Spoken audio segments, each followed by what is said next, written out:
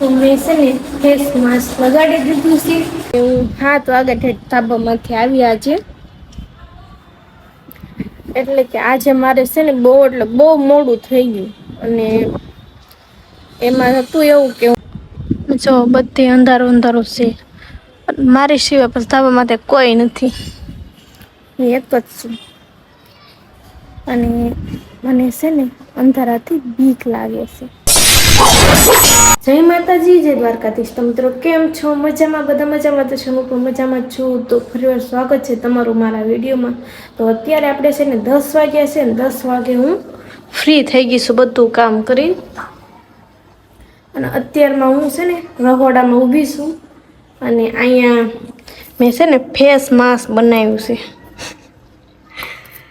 બધું અલગ અલગ વસ્તુ નાખીને બનાવ્યું છે. દૂધ ને ગોળ ને કોલગેટ ને ફેસ વોશ આવે મોઢાની ને હળદર ને લીંબુ બધું નાખ્યું છે. એવું નથી કે મેં માસ્ક જોયેલું છે, પણ હું ખાલી ટ્રાય કરું છું કેમ થાય કેમ નહીં. મોઢું ઉઘડે છે કે બગડે છે એ હવે મને ખબર નથી, પણ મેં બનાવ્યું છે.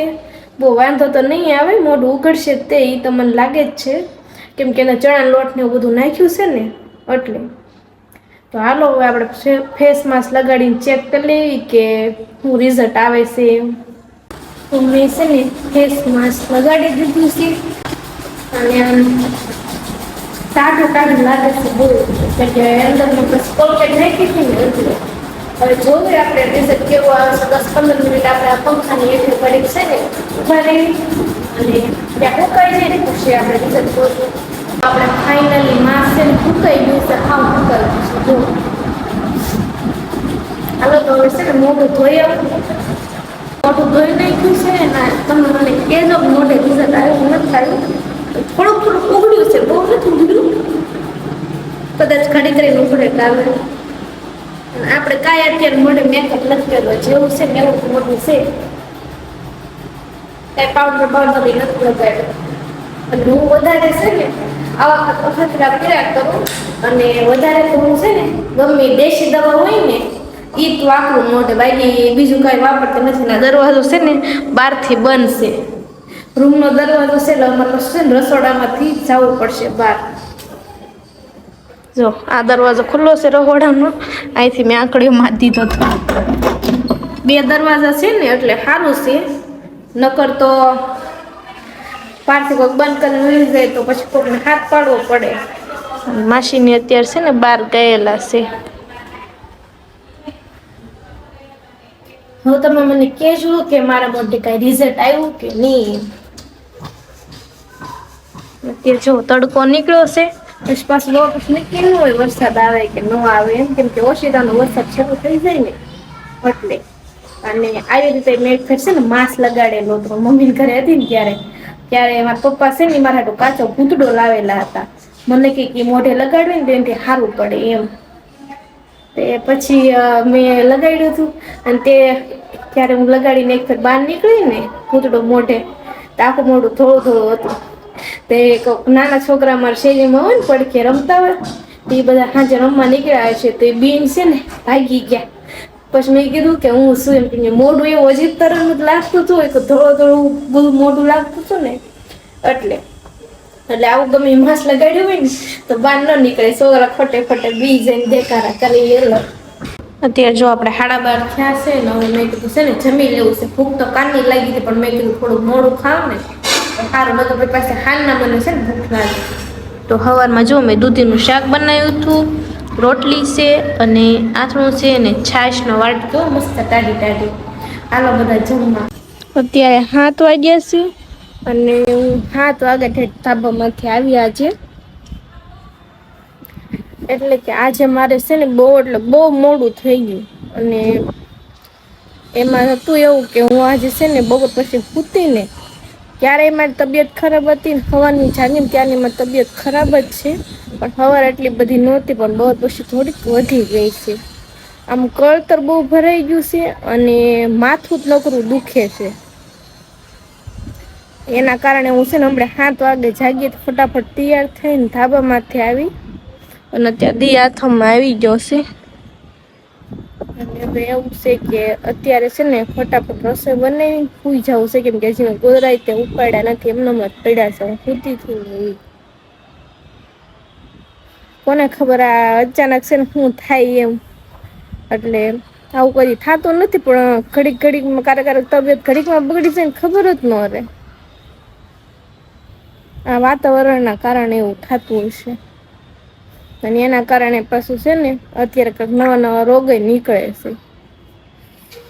હાલો તો આપડે ઘડીક પાછા અહીંયા બેઠી હું બેઠી જ છું, હું કાંઈ કરતી નથી.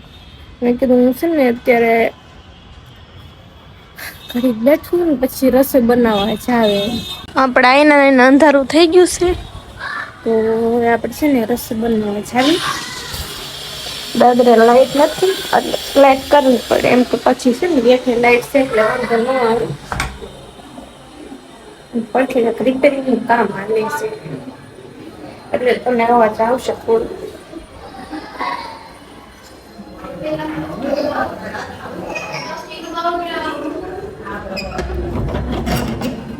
જો પથારી એમનેમ છે મારી.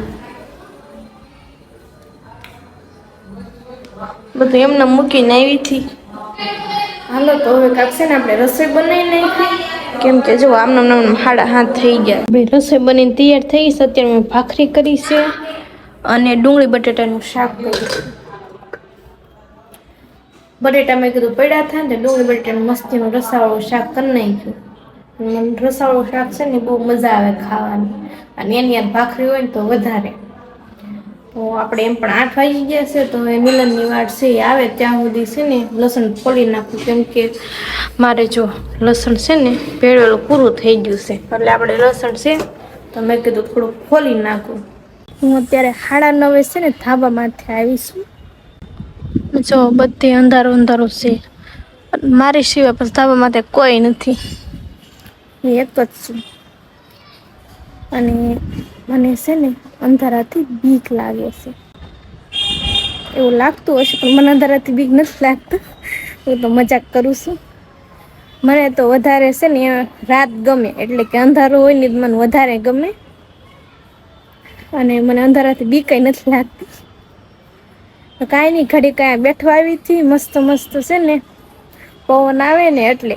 અને પેલા કદાચ થોડી તબિયત સારી થઈ ગઈ છે, બસ ખાલી થોડુંક થોડુંક માથું ભારે ભારે લાગે છે. એટલે કાંઈ મેં દવાઈ નથી લીધી. કોને ખબર, કદાચ શરીરમાં થાકના કારણે છે ને એવું થતું હશે એમ.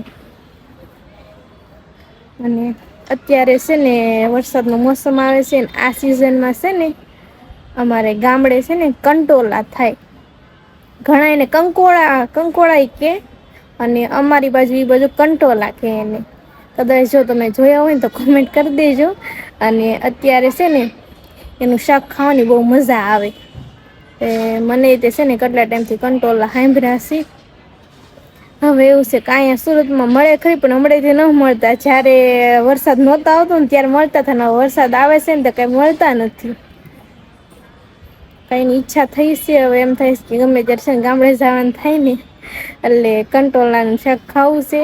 અને ગમે ગામડેથી આવતો હોય ને તો એની યાર મંગાવવા છે. એમ છે હવે. અત્યારે મને કંટોલાનું શાક છે ને બહુ મજા આવે ખાવાની. અને કોને કોને કંટોલાનું શાક ભાવે ને એમ કોમેન્ટ કરી દેજો. અને અત્યારે બહુ એટલે બહુ છે ને વાદળા થયેલા છે, એમ જો. વરસાદ છે ને તૂટી પડવાનો છે. દિવસમાં તડકો નીકળે ને સાંજે વરસાદ પડે, એમાં જ માણસો ઝાઝા તો છે ને માંદા પડે. એવું બધું છે હવે. અને આપણે આજનો દિવસ કંઈક આવો ગયો. તો તમને વિડીયો કેવો લાગ્યો ને એ કોમેન્ટ કરી દેજો. અને ચેનલ ઉપર નવા હોય ને તો સબસ્ક્રાઈબ કરવાનું ભૂલતા નહીં. ફરી મળશું નવા વિડીયોમાં. ત્યાં સુધી આવજો. જય માતાજી, જય દ્વારકાધીશ. Bye bye.